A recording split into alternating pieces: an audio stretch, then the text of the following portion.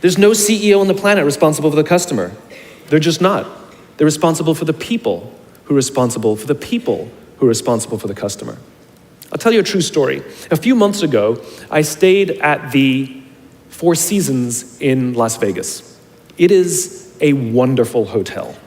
And the reason it's a wonderful hotel is not because of the fancy beds. Any hotel can go and buy a fancy bed. The reason it's a wonderful hotel is because of the people who work there.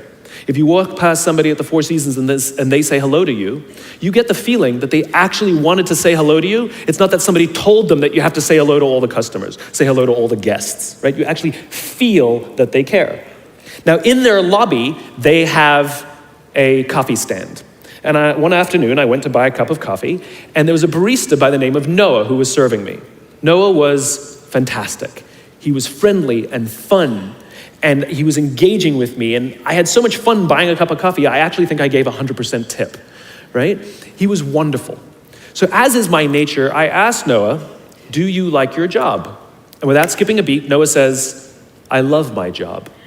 And so I followed up. I said, what is it that the Four Seasons is doing that would make you say to me, I love my job?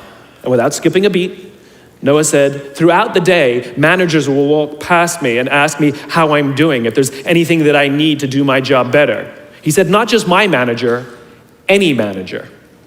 And then he said something magical. He says, I also work at Caesar's Palace. And at Caesar's Palace, the managers are trying to make sure we're doing everything right. They catch us when we do things wrong.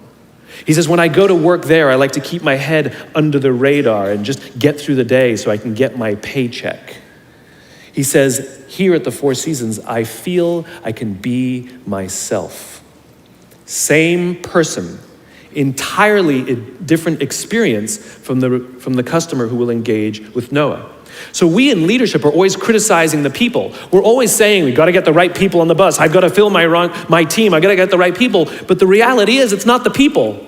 It's the leadership. If we create the right environment, we will get people like Noah at the Four Seasons. If we create the wrong environment, we will get people like Noah at Caesar's Palace. It's not the people. And yet we're so quick to hire and fire. You can't hire and fire your children. If your kids are struggling, we don't say, you got to see at school, you're up for adoption. So why is it that when somebody has performance problems at work, why is it that our instinct is to say, you're out? We do not practice empathy. What does empathy look like? Here's the lack of empathy. This is normal in our business world. You walk into someone's office, someone walks into our office and says, your numbers have been down for the third quarter in a row. You have to pick up your numbers, otherwise I can't guarantee what the future will look like. How inspired do you think that person is to come to work the next day? Here's what empathy looks like. You walk into someone's office, someone walks into your office and says, your numbers are down for the third quarter in a row. Are you okay? I'm worried about you. What's going on? We all have performance issues. Maybe someone's kid is sick. Maybe they're having problems in their marriage. Maybe one of their parents is dying. We don't know what's going on in their lives. And of course it will affect performance at work. Empathy is being concerned about the human being, not just their output.